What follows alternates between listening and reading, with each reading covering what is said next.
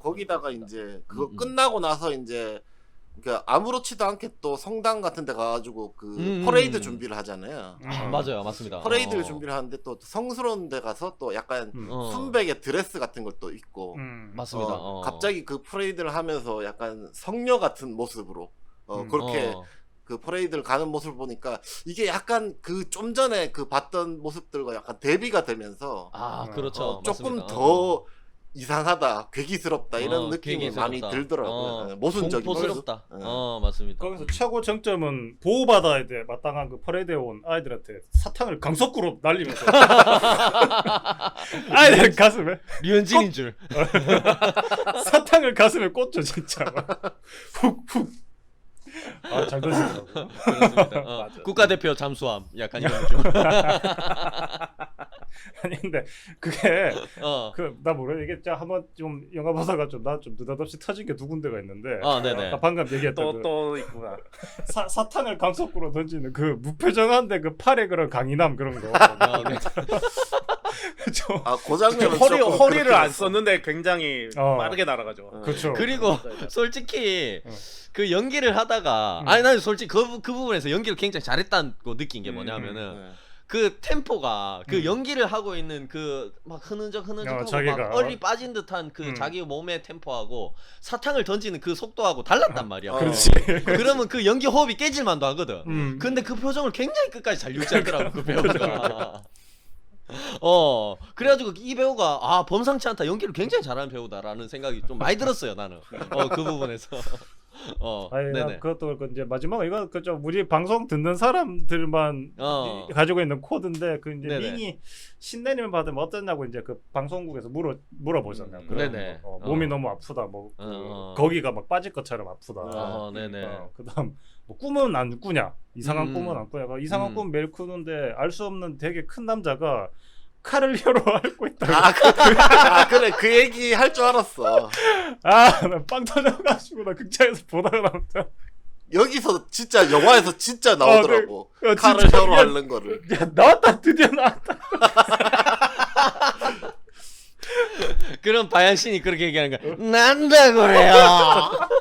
그 망할씨 난다 그래요. 진짜 오랜만에 그거를 어떤 형태든지 글자로든지 뭐로든지 보니까는 좀 빵 터졌어. 그러니까 그 장면을 묘사하는 장면이 사실은 되게 막 무섭고 도대체 맞습니다. 어떤 형상일까 뭐 그거에 의미하는 바가 뭘까 막 이러고 있었는데 갑자기 맞아. 칼을 혀로 핥는다 그러길래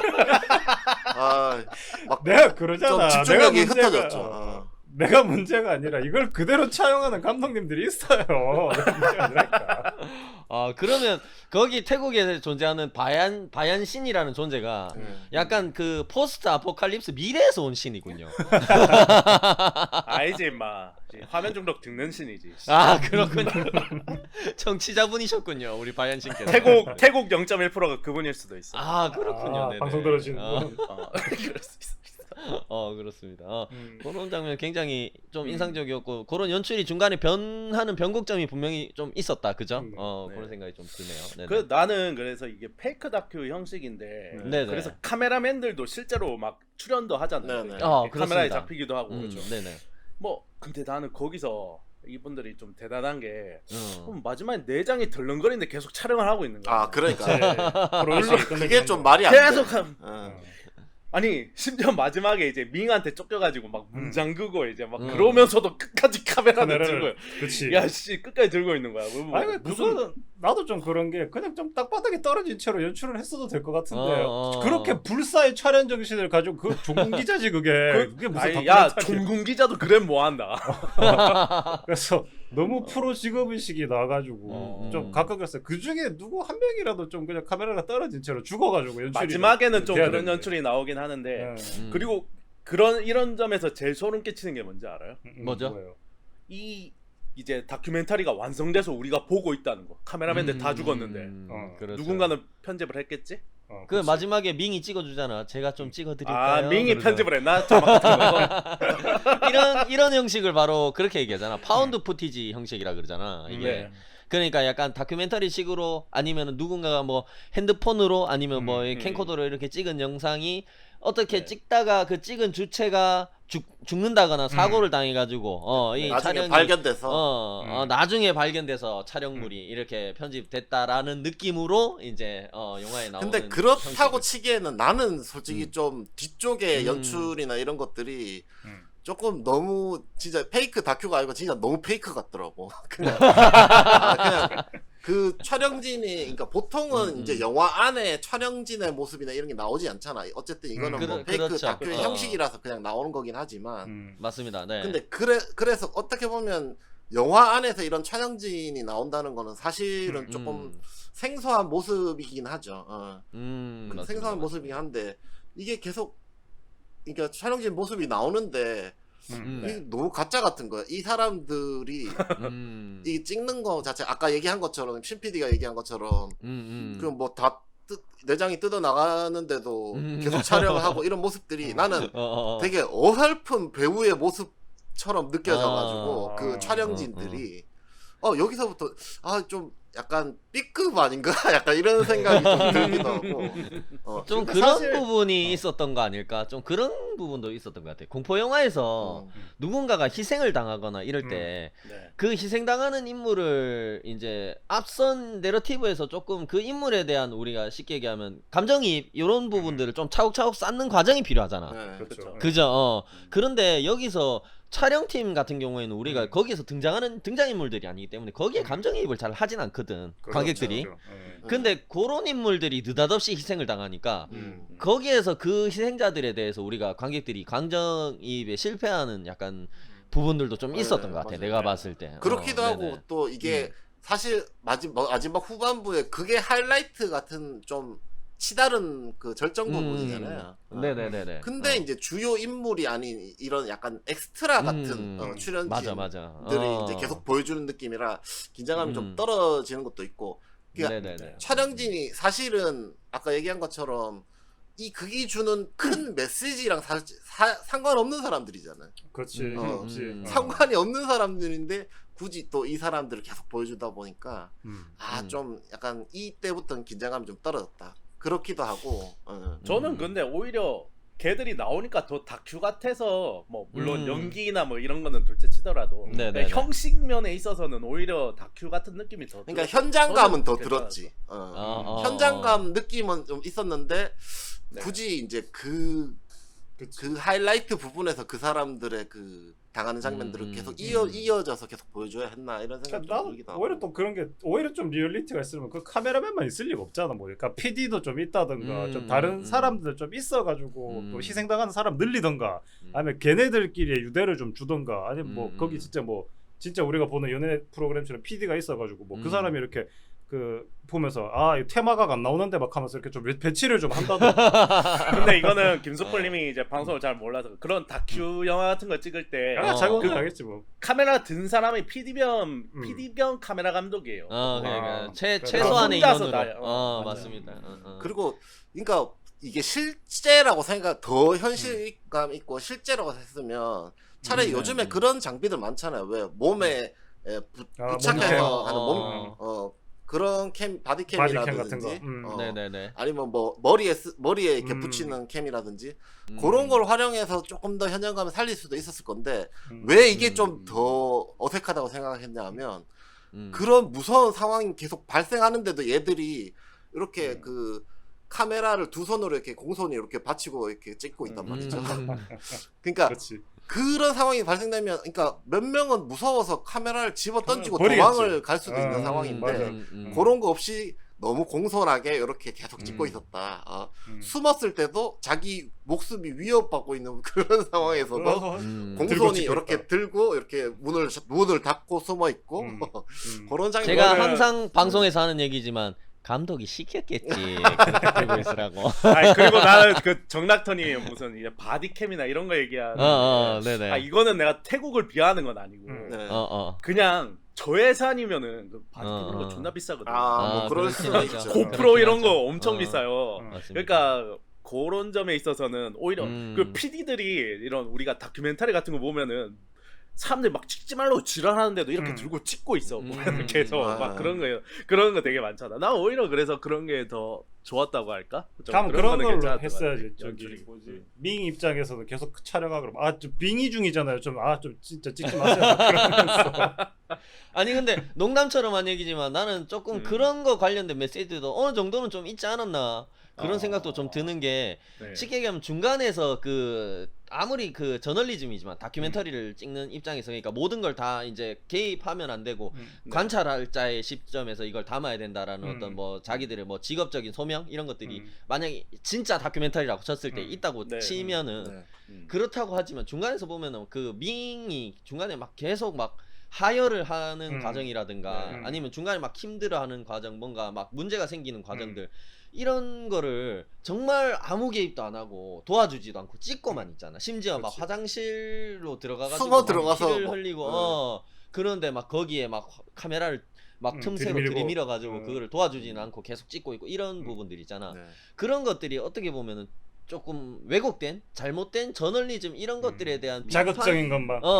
그런 의미로 마지막에 그걸 찍고 있었던 사람들을 다 죽인 게 아닌가 뭐 그런 생각도 좀 들긴 하더라고요. 그런 것들 때문에 그런 행동들 때문에 이제 나중에 결국에는 화를 당하게 된다. 뭐 그런 그런 것들도 거네요. 다 죄다. 그러니까 우리가 모두 함께 아무렇지도 않게 찍고 있는 죄가 아닌가 그런 생각이 좀 들어가지고 오히려 그래가지고 중간에 보면은 왜 그런 것들 있잖아 막 그런 얘기가 있더라고. 그러니까 네. 그 밍이 계속 그러니까 여성으로서 하혈을 하는 부분들 이런 것들이 자꾸 악기 이런 것들과 연결시키는 게 불쾌하다라고 하는 부분이 이게 어떻게 보면은 뭐 한 달에 한 번씩 이렇게 이제 뭐 생리를 하는 부분 이런 것들은 어떻게 보면 너무나 자연스러운 현상이고 여성으로서는 생물적으로 너무 중요한 부분이고 그런 건데 그거가 자꾸 제약 이런 것들과 연관시키려고 하는 게 잘못된 것 같다라는 얘기가 좀 있는 것 같더라고. 근데 그거를 어쨌든 저쨌든 이제 카메라맨들 이 다큐멘터리 팀이 계속 찍고 있었잖아.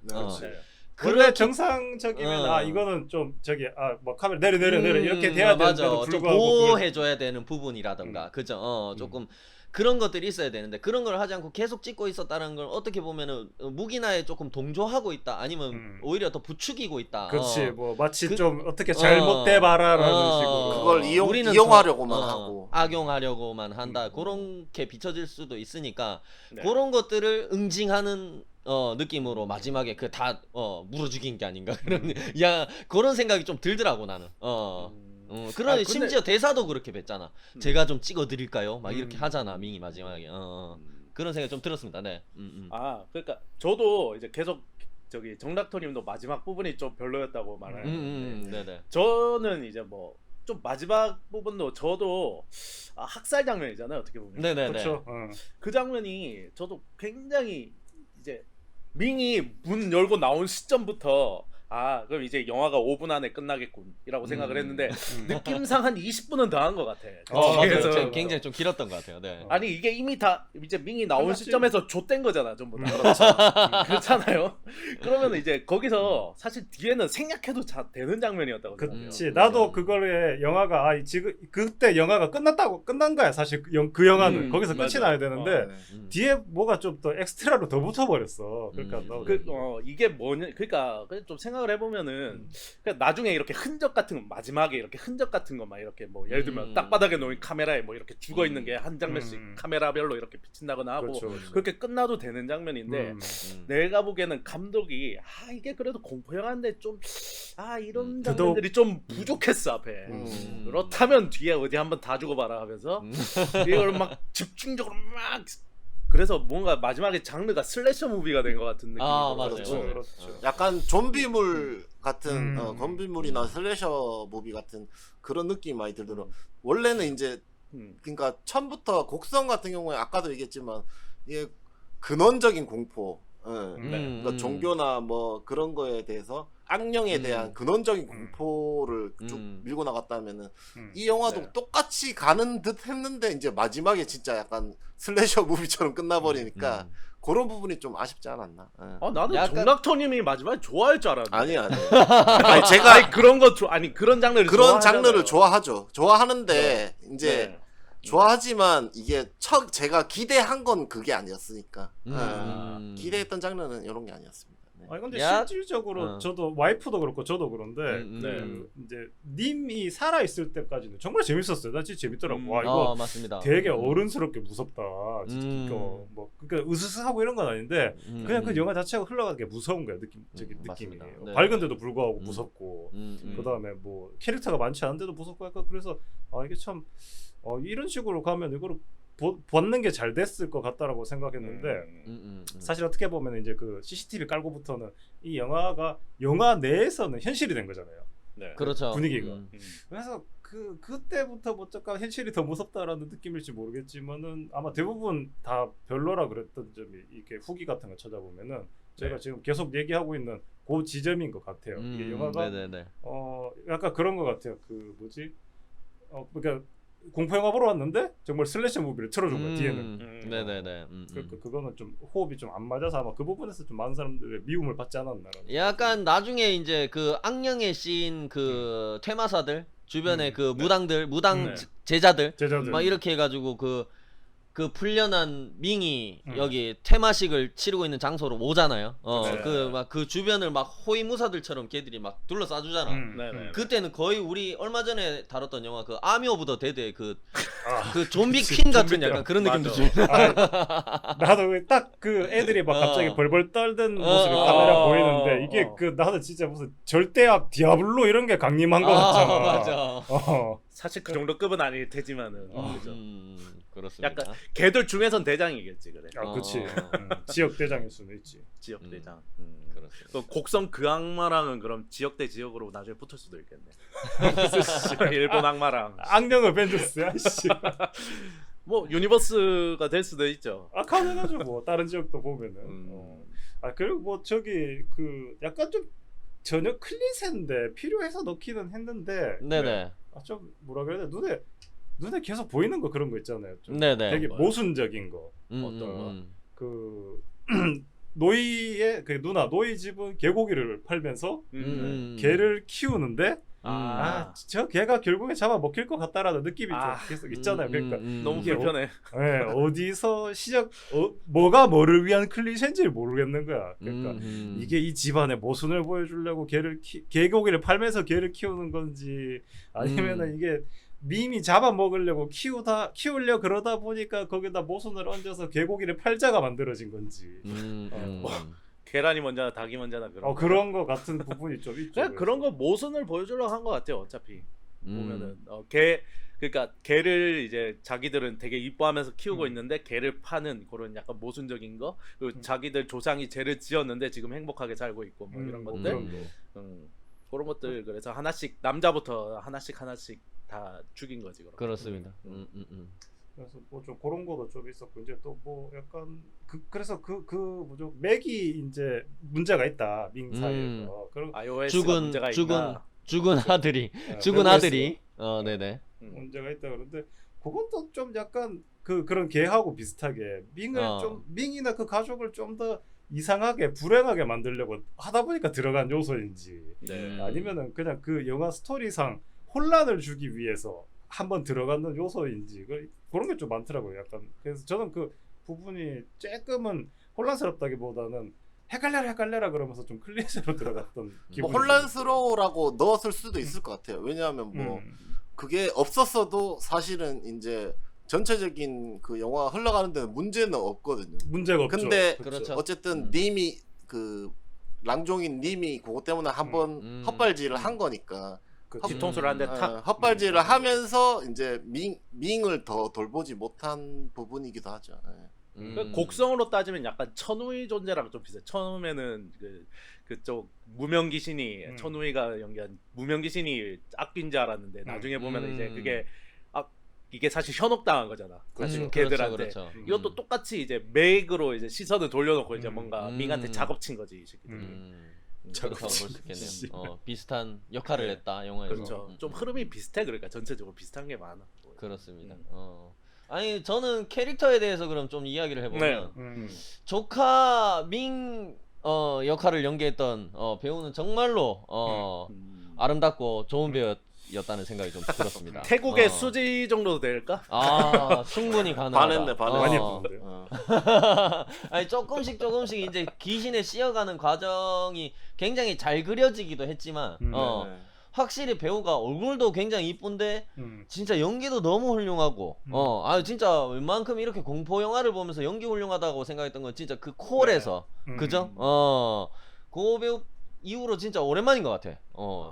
정말로 대단한 연기였던 것 같아요. 그래가지고 후반부에 나오는 그 왜 점점 더 그 CCTV를 통해서 막 지켜보는 영상에서 나오는 기괴한 막 점점 더 기괴한 동작들을 막 하면서 막 귀신에 씌어가는 연기를 하잖아요. 그 배우가.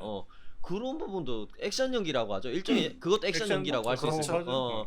그런 것도 너무 좋았어요. 정말로. 너무 좋았고.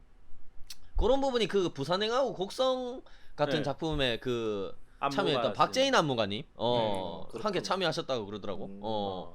그런 부분 정말로 한국 영화에 어떻게 보면 좀비물 같은 거 많이 제작되면서 조금 쌓인 노하우 같은 것들이 진짜 잘 활용된 그런 좋은 예가 아닌가 그런 생각이 좀 들었어요. 근데 그죠? 약간 언젠가부터인가 좀비들이 되게 달리기 시작하다가 나중에는 되게 기괴하게 움직이기 시작하게 했잖아요. 그래서 진짜 좀비한테 물어보고 싶다. 정말 저 정도까지 표현을 하실 수 있습니까? 실제 좀비를 만난다면? 실제 좀비도 저 정도는 좀 이거는 미디어에 보이는 좀비의 모습이지 저희 그 정도는 아닙니다. 제가 관절이 다 부러졌는데 어떻게 이걸 꺾습니까? 님처럼 그런 거지. 영화 너무 많이 보셨네 그러면. 그렇습니다. 아니 그러고 정말로 이제 완전히 이제 귀신에 씌어가지고 완전히 막 진짜 상태가 안 좋아졌을 때는 영화 후반부에는 진짜 영화 초반부하고 같은 배우가 맞나 싶을 정도로 얼굴이 아니 진짜 너무 망가지는 게 무서웠어요. 태국에 좀 그런 게 잘 돼 있는지 모르겠는데 좀 이런 영화 찍고 나면 약간 정신과 치료도 받고 그러잖아요. 그래야 될 것 진짜 같아요. 약간 좀 뭔가 트라우마나 뭐 이런 거 올 수도 있겠다 싶을 정도로 제가 옛날에 올 것 같았어요. 옛날에 내가 주온을 봤었네. 주온 저 어린 배우 내가 되게 걱정했거든. 더시요. 거시요. 더시요. 야 쟤는 무조건 정신과 치료 무조건 받았어야 될 것 같은데라고 생각했는데 그 이후에 그걸 느낀 게 처음이에요. 맞습니다.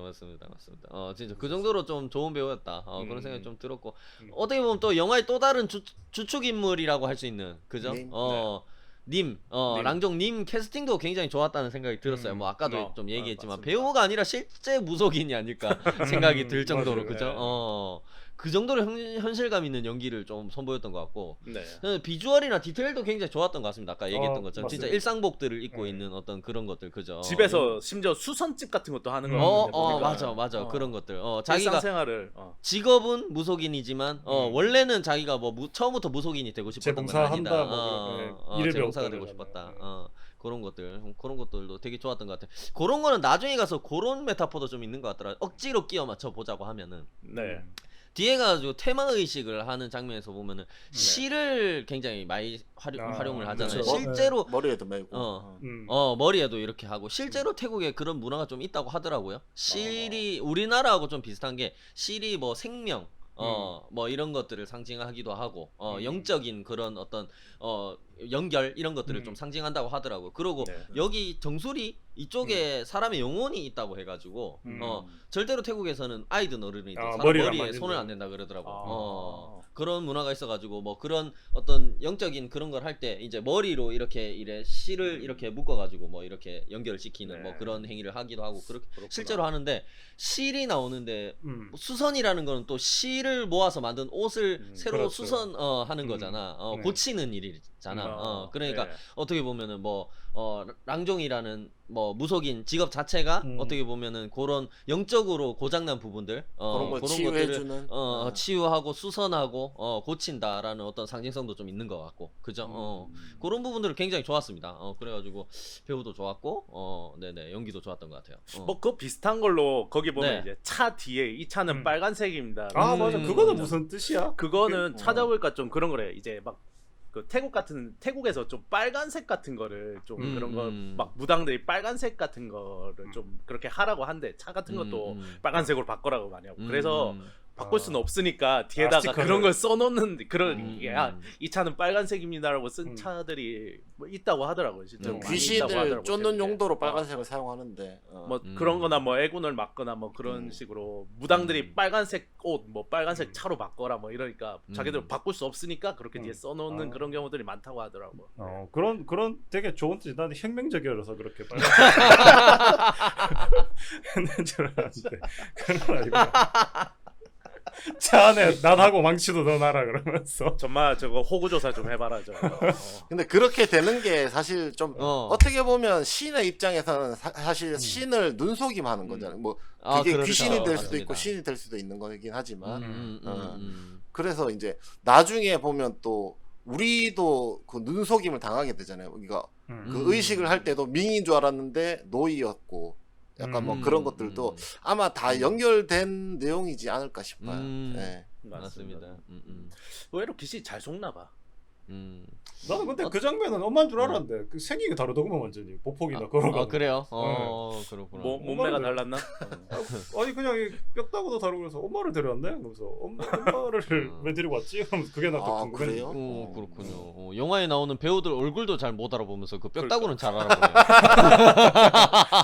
아니 이 밍은 좀 이렇게 뭐가 몸이 시원시원하게 긴데. 그렇지. 키가 좀 달랐어. 키 그렇죠. 자체부터 기럭지가 다르더라고. 그러니까요. 맞습니다. 그거는 좀 그랬어요.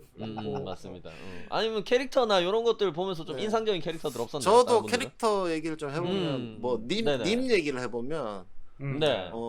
아무래도 이 영화에 좀 약간 초자연적인 현상이 계속 일어날 거고 좀 그런 걸 이제 현상들을 제어해 줄 수 있는 사람이 님이라고 생각이 되잖아요. 그게 영화를 보면서. 그렇죠. 맞습니다. 어느샌가 그래가지고 이제 그 가족들이나 아니면 극중 안에 촬영팀처럼 관객인 저도 약간 그 자연스럽게 님한테 뭔가 해주겠지 이러면서 의지를 하게 되더라고요. 맞아. 의지를 하면서 영화를 그리고 보게 돼요. 감정이 또 하게 되고 감정이 그 캐릭터에 대해서. 그리고 이제 중간에 밍을 이제 약간 허접한 랑종한테 신내림 받게 하니까 막 화내면서 이런 사람들한테 받으면 안 된다고 막 화내고 막 하잖아요. 저 사입이라고 저 새끼들 저 다 사입이야 내한테 와서 받아야지.